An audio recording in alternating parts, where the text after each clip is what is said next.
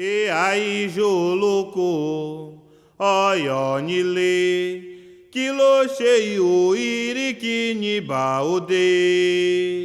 Ai, Joloco, oyonile, kilo cheio irikini baode. E aí, Juluco, oyonile, kilo cheio. Para mim foi muito difícil, né? Está sendo muito difícil no dia do ocorrido, né? Que foi na quarta-feira, há 2 dias atrás. Eu me fiz forte, né? Porque eu precisava apoiar meu pai, eu precisava ir para a delegacia, tomar as medidas, né, legais. Mas aí, quando a gente juntou aqui com as mais velhas da casa para fazer a manifestação aqui, aí eu comecei a ouvir, né, os depoimentos delas de que se sentiam como que perdeu um ente da família, que estavam muito tristes. Eu comecei a rememorar assim também, né, vários momentos que eu tinha tido. Eu sempre brincava assim com algumas pessoas da casa, né, o Isiel assim mais próximo, que a gente está sempre ali junto. Ah, eu vou sentar ali na porta que eu vou conversar com aquele Exu, né, e ficava ali, brincava, e a gente gostava de sentar ali do lado dele. Então tem sido assim realmente difícil. Eu acho que pra mim ainda não caiu a ficha por completo. Eu acho que é muita sensação de perda, mas aquela perda assim que você demora de digerir, sabe? Que você ainda não consegue entender como foi que aquilo aconteceu. Porque foi de uma maneira tão brusca, de uma maneira tão violenta, que você fica assim, sabe? Naquela pegada do que é que tá acontecendo. É a sensação que eu tenho. Eu acredito que pelos depoimentos, né, das mais velhas da casa que eu ouvi, de alguns irmãos de santo mais novos do que eu também, a sensação geral é essa, né, de uma perda extremamente violenta, que a gente sente muita tristeza, mas que a gente ainda não consegue entender como foi que isso aconteceu ou por que isso aconteceu, né? Mas como a gente aprende com o próprio Exu, né, o que o Orixá Exu fala, é que às vezes ele vai destruir tudo, às vezes ele vai fazer aquele redemoinho todo para poder consertar as coisas, né, para poder botar as coisas no lugar. E é exatamente nessa fala, né, nesse pensamento do próprio Orixá, que eu tenho me segurado e tenho me fortalecido. Então, no dia 20 de janeiro, nós aqui do Ilha Chamorodé, nós recebemos uma notificação da Prefeitura Municipal de Santo Amaro, né, informando que uma barraca que nós tínhamos aqui à frente, ela seria demolida, né, porque já havia sido notificado desde fevereiro de 2024 que nós precisaríamos fazer algumas modificações nessa barraca para que ela pudesse se manter ativa.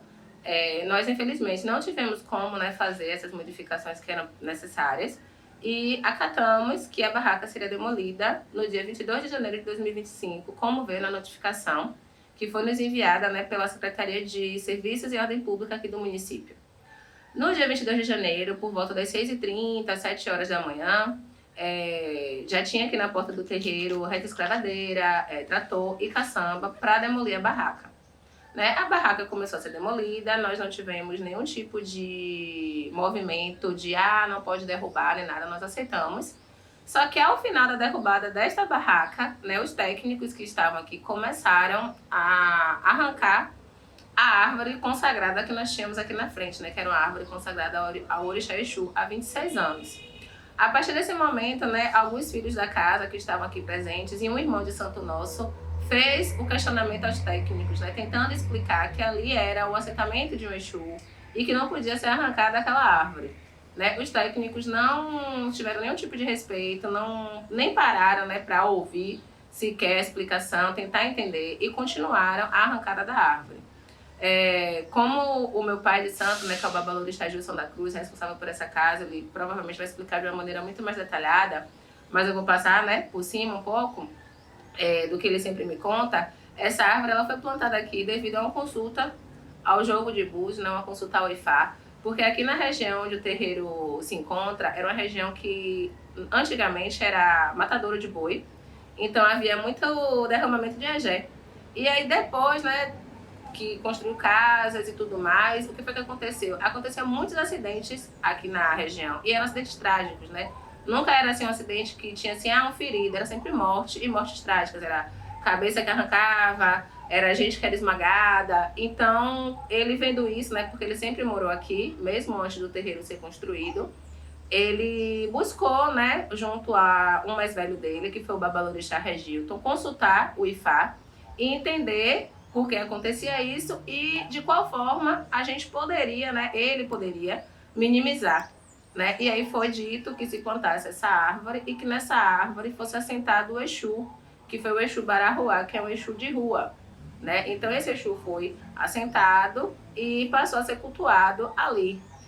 Não é nenhum segredo, né, para a população santo-amarense que naquela árvore havia um Exu assentado, porque quando eles vinham, por exemplo, a mando da prefeitura podar as árvores, né, porque também não tinha só essa árvore aqui, existem outras árvores muito próximas, era consultado a meu pai primeiro se podia ser podada, se podia mexer naquela árvore. Então não era segredo que havia um assentamento, que havia um orixá naquela árvore. Então, o que nós estamos denunciando é exatamente esse crime de intolerância religiosa, né? Porque foi dito aos técnicos que aquela árvore não poderia ser arrancada, que havia Exus assentados ali e ainda assim a árvore foi arrancada. Após esse decorrido, né, esse trágico decorrido, imediatamente eu liguei para o Centro Referencial Nelson Mandela, que é o centro da CEPROME, que é responsável pelos crimes, né, de intolerância religiosa e racismo religioso. Eu fui atendido por Aline, que é a coordenadora lá, que está nos dando todo o suporte, né, desde o primeiro momento, foi super solícita. Já fomos também na delegacia aqui de Santo Amaro, prestamos o boletim de ocorrência, né, inclusive vamos ser ouvidos hoje, né, pelo delegado aqui, e todas as medidas cabíveis estão sendo tomadas na justiça, né, porque nesse momento a gente compreende que devido ao grande número assim, de incidentes de intolerância religiosa que vem acontecendo no nosso estado, no nosso país, a gente não pode mais permanecer calado. Eu acredito que muito acontece ainda devido a esse fato de as pessoas terem muito esse pensamento de eu vou pra justiça, não vai dar em nada, eu não vou falar porque eu vou ser retaliada, sabe? Tipo assim, a gente tá vendo aqui mesmo na cidade, uma cidade que tem mais de 70 terreiros de candomblé, misturando o quê? Tangola, umbanda, que quase nenhum líder religioso ou líder religiosa tá dando apoio a gente, né? Sequer postou uma nota de solidariedade. E como eu falei no meu vídeo que eu fiz, né? Hoje aconteceu conosco aqui de Ilhéus Morodé. Amanhã pode acontecer com qualquer outro. Pra mim não é uma dor só nossa, mas é uma dor pra todo mundo que é de religião de matriz afro. Porque, independente de quem seja o líder da casa, foi um orixá que foi retirado dali. Então, como é que pessoas que se dizem ser de candomblé, ser de orixá, simplesmente não conseguem se tocar com um ocorrido desse? Então, eu acho que o momento não é mais de ninguém ficar calado, independente de qual crime seja, principalmente os crimes de intolerância religiosa. Porque a gente não pode desvincular esse tipo de crime a um racismo. Porque você não vê acontecer uma pessoa entrar na igreja católica e quebrar uma imagem de um santo. Você não vê acontecer uma pessoa entrar na igreja evangélica e queimar uma Bíblia. Você não vê ninguém chegar na igreja dos Santos dos Últimos Dias e queimar um livro de Mórmon.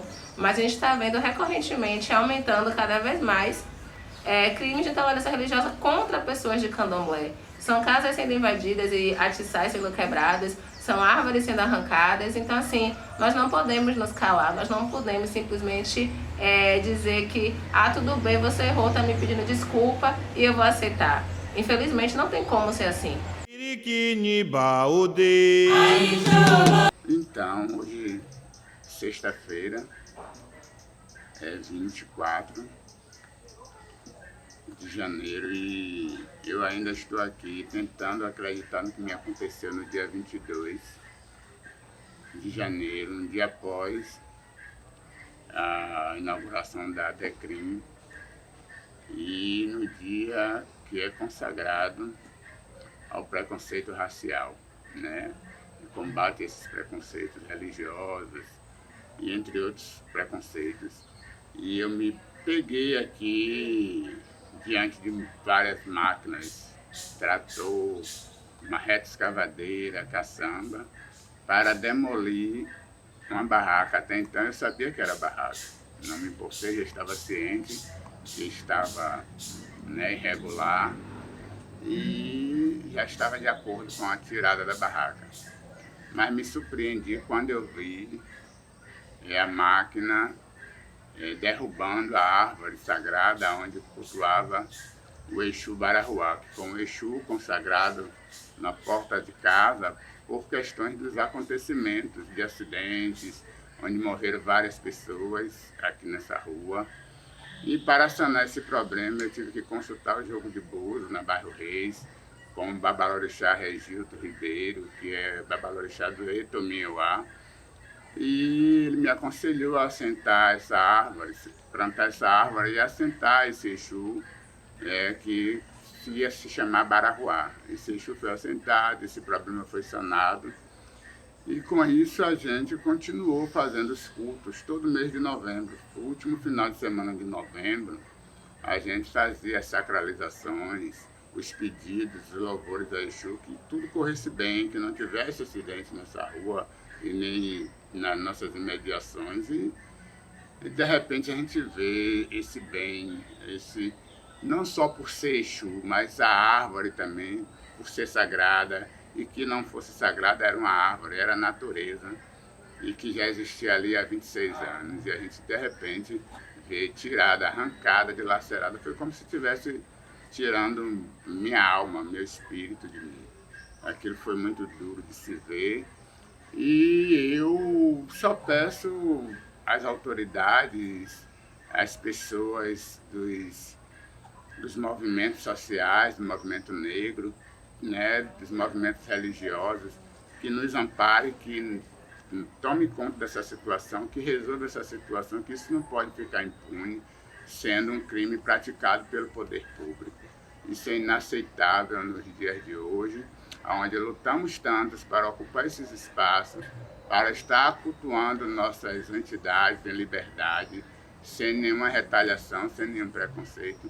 E hoje em dia eu me deparar numa situação dessa, morador deste bairro há 54 anos, onde eu faço tudo para acolher as pessoas, crianças, jovens, adultos, senhores de idade, que às vezes não tem onde morar, a gente bota aqui dentro do terreiro, cuida, educa e prepara para a vida lá fora.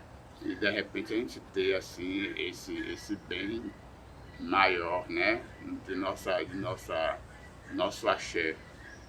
Arrancado, assim, dilacerado. E isso tocou toda a comunidade, todo o EBE, não mexeu só comigo. Mexeu com Santo Amaro, mexeu com a Bahia, mexeu com o Brasil, porque aonde se cultua uma árvore, aonde se planta uma folha sagrada, é sagrado sim, temos que respeitar isso.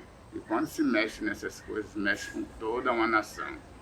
E aqui fica a minha indignação de ter sido assim, brutalmente violentado pelo poder público. Seu Gilson, esse assentamento, né? Essa árvore, era de conhecimento de geral, tipo, para além das pessoas que estavam dentro do terreiro, né? Que tinham conhecimento empírico sobre isso, quem passava... Essa árvore era uma árvore tão sagrada para a gente, para a comunidade, que todos sabiam da existência dessa árvore.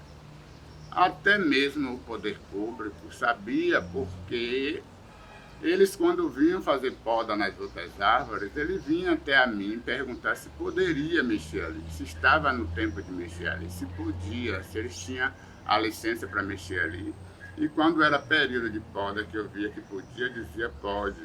Quando eu via que a gente tinha acabado de fazer uma oferenda, uma sacralização, e eu orientava eles a não mexer ali. E o que eu achei mais curioso foi que há 20 dias antes da derrubada dessa árvore, eles vieram e podaram essa árvore de uma forma como se ela realmente tivesse que ter sido arrancada. Porque ele arrancou as galhas todas, vocês estão vendo no vídeo, as galhas todas arrancadas, e logo após esses 20 dias a árvore vem ser arrancada assim brutalmente. E era de conhecimento sim de todos, do poder público, que existia aquele Exu ali, que existia as oferendas ali. Toda a comunidade sabia disso. Perfeito. Tem algo mais que você acha importante de relatar? A importância dessa luta agora é a reparação. A reparação ancestral, a reparação do meu emocional, da minha estrutura física. Eu estou à base de remédio desde esse dia, né? Eu não durmo à noite pensando nesse episódio. Para comer é difícil, para tomar um café é difícil. E o tempo todo com o aparelho de pressão do lado para aferir a pressão, porque na mesma hora que ela se coloca no seu estado normal, ela sobe, eu me pego assim, em choque ainda, meio depressivo, choro do nada. Então isso é mexer também, é ferir com meus sentimentos. A gente viu que uma das suas falas para entrevista para um dos jornais, o senhor falou que nunca, né, antes, em outro momento, teria sofrido algo parecido. Não, em Santo Amaro eu sempre tive a liberdade de ir e vir. Essa coisa de sofrer com a retirada de barracas não é a primeira vez, pelo mesmo gestor, né? O que é mais irônico é isso, que é o mesmo gestor e dentro dos mesmos prazos de quando ele assume a prefeitura. E da outra vez a barraca era de madeira, ele veio, fez a mesma coisa. E agora a barraca era de cimento, ele fez a mesma coisa. Quando se não explica, onde tem 3, 4, 5 barracas na mesma estrutura, nos mesmos padrões, tem tantas outras árvores também no mesmo direcionamento, e só a nossa barraca, só a nossa árvore foi arrancada. Né? Então isso a gente sabe que realmente é uma perseguição. Talvez não seja nem perseguição política, mas talvez até pessoal. Eu não sei o que foi que eu fiz a esse senhor, Flaviano Rosa Bonfim, esse prefeito, que hoje eu digo que é o prefeito de minha cidade, que ele vai gerir a cidade, agora que ele passe a gerir com mais amor à humanidade, com mais respeito às pessoas e com mais respeito ao ancestral.